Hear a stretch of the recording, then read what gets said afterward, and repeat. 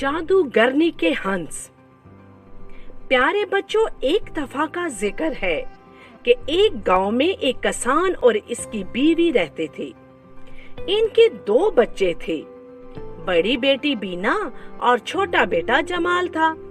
दोनों मियाँ बीवी खेतों में जाकर काम करते और बच्चे घर के करीब एक बगीचे में खेलते रहते। माँ बाप ने बीना को समझाया था कि छोटे भाई का हमेशा ख्याल रखे। बीना हर वक्त इस पर निगाह रखती। जिस बगीचे में वो खेलते थे वहाँ एक खरगोश, चंद गुलहरियाँ और रंग बिरंगे परिंदे भी थे। बीना और जमाल की इनसे गहरी दोस्ती हो चुकी थी। वो सब मिलकर खेलते और खूब लुत्फ उठाते। एक दिन बीना और जमाल बगीचे में आंख मचोली खेल रहे थे कि कई बड़े बड़े राजहंस उड़ते हुए वहां आन पहुंचे। इस वक्त खरगोश ढूंढने की बारी दे रहा था। इसने जो इतने सारे हंस देखे तो डर गया। हंस जमाल के पास आ बैठे और इससे प्यारी प्यारी बातें करने लगे। खरगोश को इन पर शक गुजरा। वो भागता हुआ बीना के पास पहुंचा और इसे हंसों के बारे में बताया। बीना जल्दी से जमाल की तरफ भागी। वहां पहुंची तो ये देखकर इसके पैरों तले से जमीन निकल गई कि जमाल एक बहुत बड़े हंस की पुश्त पर सवार है। इससे पहले कि बीना इसे नीचे उतार सकती, हंस हवा में बुलंद हो गए। थोड़ी ही देर में वो जमाल को लिए निगाहों से ओझल हो गए।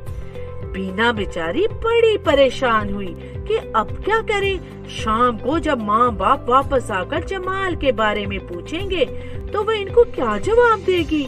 इसने हंसों का पीछा करने का फैसला किया और इनकी उड़ान की सिमत चलना शुरू कर दिया। चलते चलते वो एक बड़े सब्ज मैदान में जा पहुंची। वहाँ इसे 2 खरगोश दिखाई दिए। इसने इनसे हंसों के बारे में दरियाफ्त किया। खरगोश ने बताया कि कुछ देर पहले उन्होंने हंसों को मशरक की तरफ जाते हुए देखा था। इनके साथ एक बच्चा भी था। बीना ने इनका शुक्रिया अदा किया और मशरक की तरफ बढ़ने लगी। काफी देर तक चलने के बाद इस पर भूख और थकान का गलबा होने लगा। इसकी निगाह सेब के एक दरख्त पर पड़ी। वो जल्दी से इसके पास पहुंची। जमीन पर कुछ सेब गिरे पड़े थे। इसने एक सेब उठाया और साफ कर कर खाने लगी। खाते खाते इसे अपना भाई याद आया तो इसकी सिसकियां छूट गईं। मेरा भाई, पता नहीं उसने कुछ खाया भी होगा कि नहीं। अचानक इसे एक आवाज सुनाई दी। क्या हुआ नन्ही लड़की, क्यों रो रही हो? बीना ने हैरान होकर इधर उधर देखा, कोई नजर न आया। आवाज फिर सुनाई दी। डरो मत नन्ही लड़की, बताओ क्या परेशानी है? बीना ने कहा, मगर तुम कौन हो और कहां से बोल रहे हो? बीना की आवाज सुनकर फिर दोबारा आवाज आई। मैं एक सेब का दरख्त हूँ, जरा मेरी तरफ गौर से देखो। बीना ने सेब के दरख्त पर निगाह डाली तो वो सहम गई। तने पर बड़ी बड़ी 2 आंखें और मुंह का दहाना दिखाई दे रहा था। दरख्त ने इसे तसल्ली दी और रोने का सबब पूछा। हौसला पाकर बीना ने इसे सारी बात बताई। इसकी बात सुनकर सेब का दरख्त थोड़ी देर को खामोश हो गया और फिर बोला, वो हंस एक बूढ़ी जादूगरनी के कैदी हैं। जादूगरनी के हुक्म पर वो नन्हे नन्हे बच्चों को हिला फिसला कर साथ ले जाते हैं और इन्हें जादूगरनी के हवाले कर देते हैं। जादूगरनी इन्हें अपने जादुई अमल में इस्तेमाल करती है। ये सुनकर बीना बहुत परेशान हुई और फिर रोने लगी। मेरे भाई का क्या बनेगा?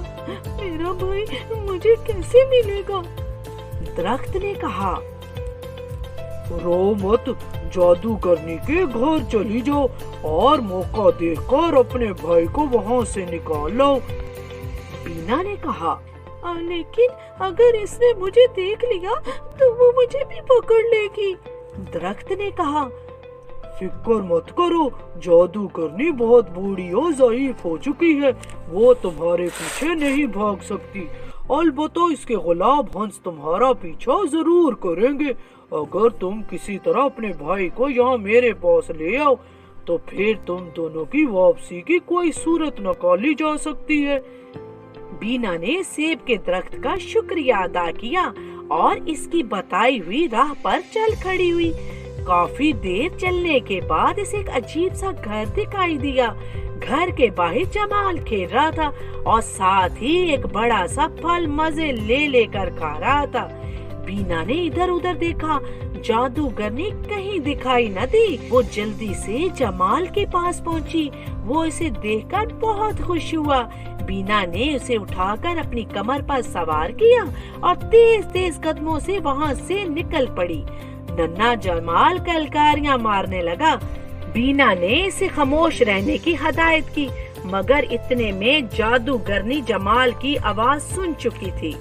इसने खिड़की खोलकर देखा और बीना को भागते देखकर शोर मचाने लगी।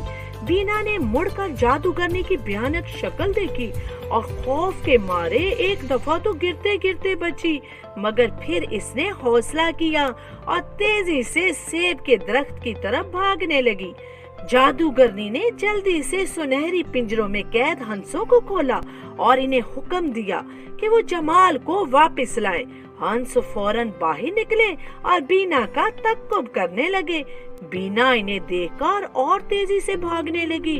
आखिरकार वो सेब के दरख्त के पास पहुंच गई। दरख्त ने इसे तसल्ली दी और कहा, बेफिक्र रहो, तुम्हें कुछ नहीं होगा। इतने में हंस भी वहाँ पहुँच गए और सेब के दरख्त को धमकाते हुए कहा, बच्चा हमारे हवाले कर दो। सेब के दरख्त ने कहा, बच्चों की बात छोड़ो, अपने बारे में सोचो। तुम आजाद परिंदे हो और फिर भी एक जादूगरनी की कैद में रहने पर मजबूर हो। आखिर तुम अपनी आजादी के लिए कोशिश क्यों नहीं करते? एक हंस ने कहा, आजाद होना तो हम भी चाहते हैं, लेकिन क्या करें, जादूगरनी ने हम पर जादू कर रखा है। इसके पास हमारे पर हैं। अगर हम इनका हुक्म ना माने तो वो इन परों को आग के पास रख देती है और हम जलने लगते हैं। सेब के दरख्त ने कहा, अगर तुम मेरा एक सेब खा लो तो तुम्हें जादूगरनी की गुलामी से निजात मिल सकती है। ये सुनकर दूसरे हंस ने कहा, भला ये कैसे मुमकिन है कि महज एक सेब खाने से हमें आजादी नसीब हो जाएगी? सेब के दरख्त ने कहा, तुम आजमा कर तो देखो, अगर मेरी बात गलत निकली तो बेशक बच्चे को ले जाना। ये सुनकर हंस राजी हो गए और उन्होंने एक एक सेब खा लिया। सेब खाते ही इनके जिस्म में ठंडक की हल्की हल्की लहरें दौड़ने लगी, जो इस बात की अलामत थी कि जादूगरनी के जादू का असर खत्म हो चुका है। हंस बहुत खुश हुए।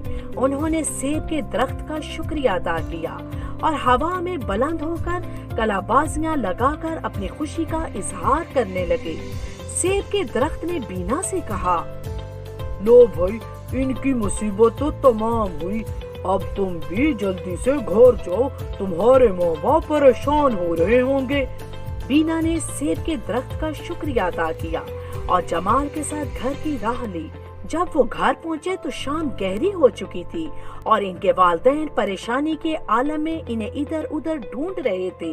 इन्हें देखकर वो बहुत खुश हुए। बीना ने इन्हें सारी कहानी सुनाई। अम्मी अबू ने बीना को शाबाश दी और जमाल को समझाया कि आइंदा वो कभी किसी अजनबी के साथ कहीं न जाए। जमाल ने ऐसा ही करने का वादा किया और फिर वो सब खुश खुश होकर अपने घर चले गए।